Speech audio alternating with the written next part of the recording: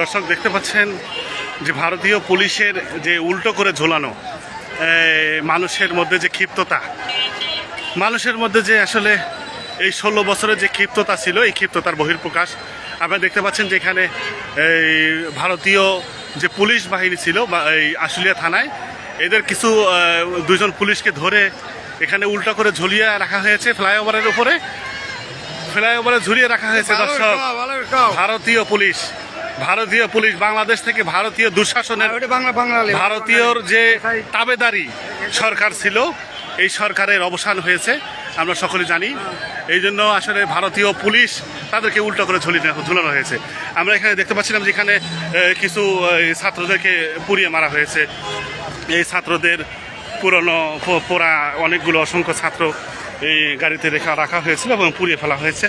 আমরা নিয়ে যা দেখাবো আপনাদেরকে যে আশুলিয়া থানায় যে একটা নারকীয় ঘটনা, গতকালকা এখানে সেনাবাহিনী ঘোষণা দেওয়ার পরে এইভাবে আসলে হামলা করা হয়েছে, সাধারণ মানুষের নির্বিচারে গুলি করা হয়েছে। আমরা হাজারখানিক ওপরে ছাত্রদেরকে গণস্বাস্থ্য মেডিকেলে ভর্তি করেছিলাম। আপনারা দেখতে পাচ্ছেন এখানে যে ছাত্রদের একটা স্তূপ, ছাত্র না গেলে ভাই ছাত্রদের স্তূপ দেখেন, এই যে পোড়া এদেরকে বেঁধে রেখে একেবারে পুড়িয়ে ফেলা হয়েছে পুলিশের গাড়িতে। কতটা নৃশংস হতে পারে মানুষ,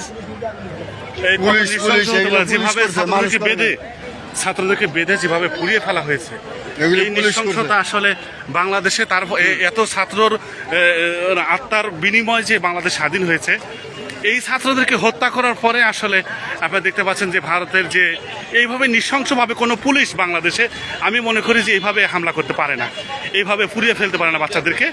তা আপনারা দেখতে পাচ্ছেন এটার বহিঃপ্রকাশ ফ্লাইওভারের নিচে যে ঝুলিয়ে রাখা হয়েছে উল্টো করে আশুলিয়া থানায় এই ভারতীয় যে পুলিশের পোশাক পরে বাংলাদেশে কর্মচারী হিসেবে আওয়ামী লীগ সরকার নিয়োগ দিয়েছিল, তাদেরকে এখানে সাধারণ জনতা এরকম উল্টো করে ঝুলিয়ে রেখেছে। আপনারা দেখতে পাচ্ছেন এখানে যে একটা পোড়া গন্ধ, লাশের যে একটা পোড়া গন্ধ এখানে আমরা পাচ্ছি এবং দেখতে পাচ্ছেন যে উল্টো করে ঝুলিয়ে রেখেছে। মানুষের ভিতরে কতটা ক্ষোভ থাকতে পারে, এই জন্য এটা আসলে এই 16 বছরের ক্ষোভের একটা বহিঃপ্রকাশ। বাংলাদেশে ইতিহাসে আসলে এমন নজিরবিহীন ঘটনা আগে কখনো কোনো মানুষ দেখেছেন কিনা, এই জন্য বাংলাদেশে যে নজিরবিহীন ঘটনা আমরা দেখতে পাচ্ছি। এখানে দুঃখজনক বিষয় হলো পুলিশের গাড়িতে অসংখ্য অসংখ্য ছাত্র, এখানে পুলিশের গাড়িতে অসংখ্য ছাত্র বেঁধে, আমরা এখানে স্থানীয় মানুষের কাছে শুনতেছিলাম যে পুলিশ নিজেই, এই ভারতীয় পুলিশ নিজেরাই এই ফ্রিজিং ভ্যানে আগুন লাগাই দিয়েছে এবং পুড়ে ফেলেছে। আমরা ভারতীয় পুলিশ যারা এখানে সাধারণ জনতাকে শেষবেলায় একেবারে শেষ রাত্রে সন্ধ্যাবেলা যেভাবে আগুন লাগিয়ে বাচ্চাদেরকে বেঁধে রেখে একসাথে দেখি ভাই একসাথে একবারে বেঁধে রেখে একবার যে পুড়িয়ে ফেলা হয়েছে, আপনারা দেখতে পাচ্ছেন যে ভারতীয় পুলিশ এই কাজটি করেছে। আপনারা দেখতে পাচ্ছেন আসলে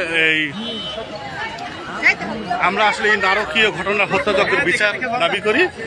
আপনারা দেখতে পাচ্ছেন যে যেভাবে বাচ্চাদেরকে পুড়িয়ে ফেলা হয়েছে একেবারে, এই জন্য এখানে অনেক অসংখ্য উৎসব জনতা এখানে আমরা আশুলিয়া থানার মেইন রোডে একেবারে ঢাকা ইপিজেটের সামনের অংশেই বলতে পারেন, এখানে যে একটা হত্যাযজ্ঞ হয়েছে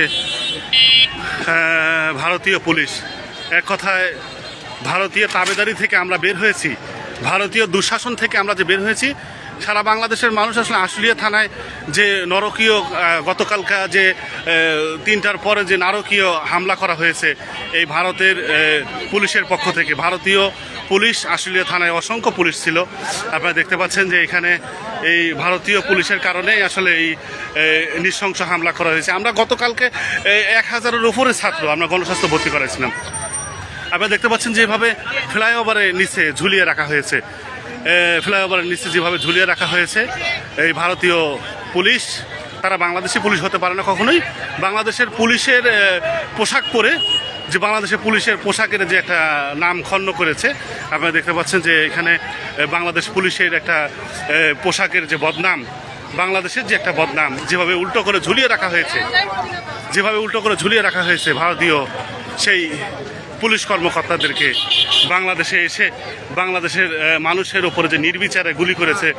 আমরা এখানে সবচেয়ে কষ্টের বিষয় হলো যে সাধারণ ছাত্রদেরকে যারা আন্দোলন করেছিল তাদেরকে বেঁধে এনে পুলিশের গাড়িতে রেখে আগুন দিয়ে পুড়িয়ে ফেলা, এটা নজিরবিহীন ঘটনা। আপনারা দেখতে পাচ্ছেন যে ওখানে অসংখ্য মানুষ, এই গাড়িতে কতগুলো লাশ আছে আসলে আমরা বলতে পারবো না। অনেকগুলো মানুষকে ওখানে একবারে একসাথে বেঁধে রেখে পুড়িয়ে ফেলে একেবারে মানুষগুলোকে নিঃশেষ করে দেওয়ার কথা ছিল, যে যেন কোনো প্রমাণ না থাকে, কোনো যেন অস্তিত্ব না থাকে। এই উদ্দেশ্যই হতে পারে যে এই বাচ্চাদেরকে এখানে একসাথে বেঁধে রেখে একেবারে পুড়িয়ে ফেলার চেষ্টা করা হয়েছিল। আমরা মনে করি যে এই লাশগুলো যেন এখানকার প্রমাণ যেন না থাকে, এই প্রমাণ নিঃশেষ করে দেওয়ার জন্য এই গাড়িতে এতগুলো মানুষকে একবারে রেখে যে পুড়িয়ে ফেলার যে চেষ্টা করা হয়েছে। আপনারা দেখতে পাচ্ছেন এখানে কতগুলো লাশ আছে আসলে আমরা গণে শেষ করতে পারবো না। এই পুলিশের গাড়িতে এতগুলো লাশ আমার মনে হয় যে একসাথে রেখে আগুন দিয়ে, পুলিশ আগুন দিয়েছে, এটা সাধারণ জনতা এখানে বলতেছিল যে পুলিশ আগুন দিয়ে এই লাশগুলোকে একেবারে শেষ করতে চেয়েছিল, যেন কোনো প্রমাণ না থাকে, কোনো মানুষের কাছে কোনো প্রমাণ না থাকে। এইভাবে এই লাশগুলোকে পুড়িয়ে মুছে ফেলে দেওয়ার জন্য চেষ্টা করেছিল, কিন্তু জনতা এদেরকে ছেড়ে দেয় নাই। জনতা এদেরকে না ছেড়ে দেওয়ার কারণে এদেরকে উল্টো করে ঝুলিয়ে রেখেছে ফ্লাইওভারের নিচে। দর্শক, আমরা যুক্ত আছি আনোয়ার ইসলামিক মিডিয়ার পক্ষ থেকে, ফেসবুক পেজ থেকে আমরা আপনাদের সাথে যুক্ত আছি ঢাকা আশুলিয়া থানার, একেবারে আশুলিয়া থানার কাছ থেকে।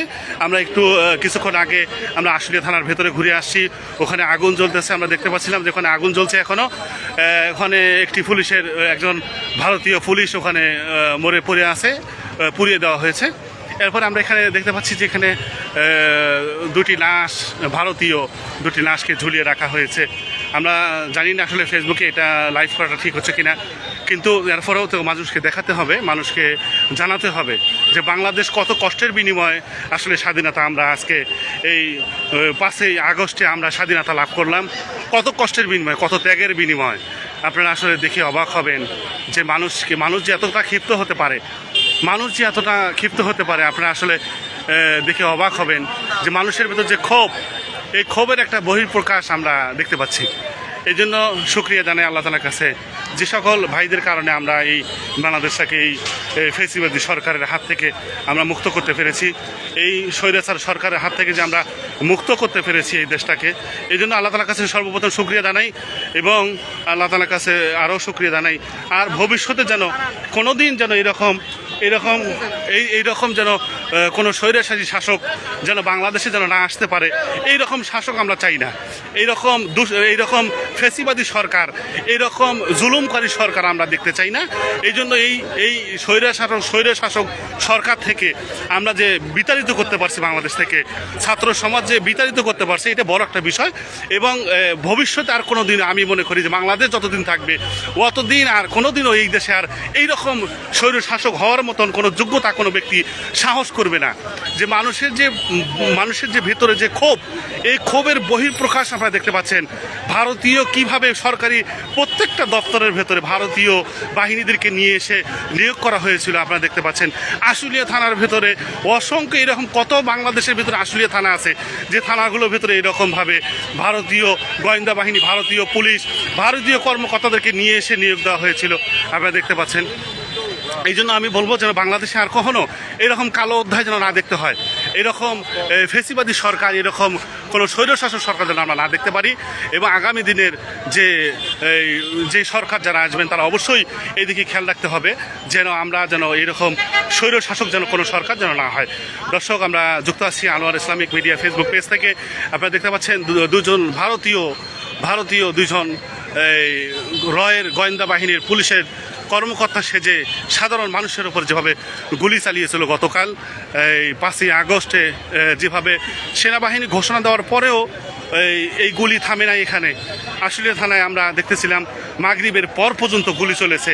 যখন রাত্র হয়েছে তারপরে এইরকম যেগুলো ছাত্রকে হত্যা করা হয়েছে, এই ছাত্রদেরকে নিয়ে এসে পুলিশের গাড়িতে উঠিয়ে একেবারে পুলিশ বলে এদেরকে আগুন দিয়ে জ্বালিয়ে দিয়ে একেবারে নিঃশেষ করে দেওয়ার জন্য, প্রমাণ নষ্ট করে দেওয়ার জন্য চেষ্টা করেছিল। আপনারা দেখতে পাচ্ছেন ওখানে বাইফেল কেন্দ্রীয় জামে মসজিদের সামনে যে পুলিশের গাড়িতে অনেকগুলো ছাত্রকে একত্রিত করে আগুন দিয়ে জ্বালিয়ে দিয়ে একেবারে প্রমাণকে নষ্ট করতে চেয়েছিল। আমরা আসলে এই প্রমাণ তো আল্লাহ তাআলা যদি রাখেন তো এই প্রমাণ তো নষ্ট হবে না। তা আমরা দেখতেছিলাম ওখানে। দর্শক, আসলে অসংখ্য মানুষ, আপনারা ইপিজেড এলাকা হওয়াতে অসংখ্য মানুষ আছে, কিছু অফিস খোলা আছে, এই জন্য কিছু মানুষ অফিসে চলে যাচ্ছে। এবং এই নারকীয় হত্যাকাণ্ডের আমরা সুষ্ঠু বিচার দাবি করি এবং যে সকল ছাত্ররা আহত হয়ে মেডিকেলে আছে এদের সুস্থতা কামনা করি। আজকে লাইভটি এই পর্যন্ত শেষ করবো ইনশাল্লাহ। আসসালামু আলাইকুম ওয়া রাহমাতুল্লাহি ওয়া বারাকাতুহু।